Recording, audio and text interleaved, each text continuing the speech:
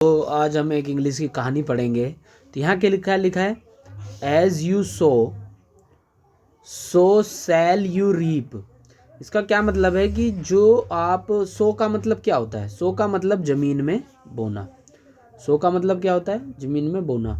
और रीप का क्या मतलब होता है? फसल को काटना। जब हम बो देते हैं फसल को, उसके बाद ही तो हम फसल को काटते हैं।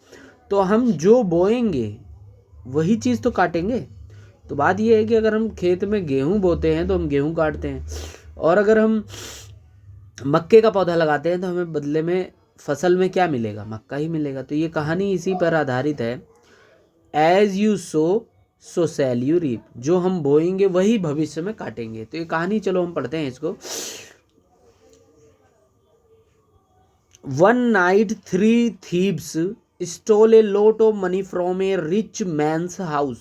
एक अमीर आदमी के घर से एक रात को तीन चोरों ने बहुत सारा धन, a lot of money, उन्होंने चुराया। बहुत सारा धन उन्होंने चुराया। They put the money in a bag. उन्होंने सारा पैसा एक बैग में रखा and went to the forest. और वो जंगल को चले गए। They felt very hungry. उन्हें बहुत जोर की भूख लगी। So one of them went to a nearby village to buy food. तो उनमें से एक पास के गांव से भोजन लाने के लिए गया। The other two remained in the forest to take care of the bag of money.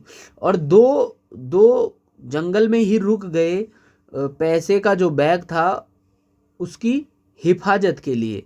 The thief that went for food had an evil idea. अब एविल का क्या मतलब होता है? देख लीजिए, एविल का मतलब होता है दुष्ट। एविल वो होता है जो लोगों को दुखी करता है, उसे एविल कहा जाता है। तो जो उसके पास एक विचार आया, हैव एन एविल आइडिया, मतलब एक बुरा विचार आया। किसको आया? जो खाना लेने गया है, जो कहाँ गया है? खाना लेने। He ate his food at hotel. अब होटल में उसने खाना खाया। Then he bought food for his 2 mates in the forest. अब यहाँ मेट लिखा हुआ है। मेट का क्या मतलब होता है? अब यहाँ पर देखिए, मेट का मतलब होता है मित्र या साथी। मेट का क्या मतलब होता है? मित्र या साथी। तो जो उसने खुद तो खाना खा लिया, लेकिन अपने 2 मित्रों के लिए, 2 mates, 2 मित्रों के लिए जंगल में जो थे उनके लिए खाना लाने के लिए सोचा।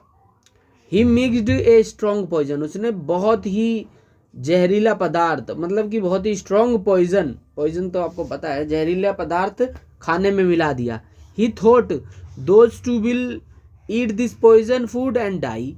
और वो इस जहरीले पदार्थ को खाएंगे और वो जो जंगल में दोनों हैं वो मर जाएंगे। Then I will get all the money for myself. और ये जो सारा पैसा होगा ये मुझे मिल जाएगा।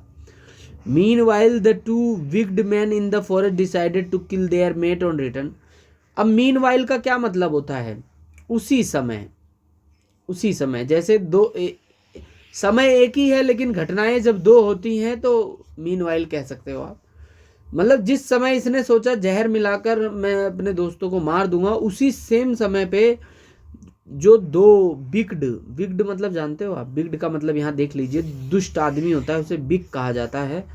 उन दोनों दुष्ट आदमियों ने फॉरेस्ट में क्या डिसाइड किया कि हम जो हमारा मेट मतलब जो हमारा दोस्त आएगा, हम उसको मार देंगे। They thought that they would divide the money between the 2 of them। और हम जो खाना लेकर आएगा हमारा दोस्त, उसको मार देंगे और हम दोनों आधा आधा पैसे को बांट लेंगे। All the 3 wicked men carried out their cruel plans। एक तरफ खाना लेने वाले के दिमाग में भी क्रूएल का क्या मतलब होता है? देख लीजिए यहाँ पे, क्रूएल मतलब होता है जो किसी को शारीरिक रूप से या मानसिक रूप से दुख देता है, उसे क्रूएल कहते हैं। तो इन दोनों के, एक जो खाना लेकर आ रहा था उसके दिमाग में भी एक पापी प्लान था, और एक जो 2 जंगल में ठहरे हुए थे उनके दिमाग में भी एक पापी प्लान था। The thief who wanted all the money for himself came to the forest with the poisoned food। अब जो सारा पैसा चाहता था अकेले रखना, वो जंगल में आया और अपने जहरीले खाने को लेकर। The two man in forest hit him and killed him, और जो दोनों जंगल में ठहरे हुए थे उन्होंने उसको मार दिया, जो खाना लेकर आया था उसको मार दिया। And then they ate the poison food and died, और उन लोगों ने जो वो खाना लाया था उस जहरीले खाने को खाकर भी वो दोनों भी मर गए। तो मतलब कि जो तीनों चोर थे वो मारे गए।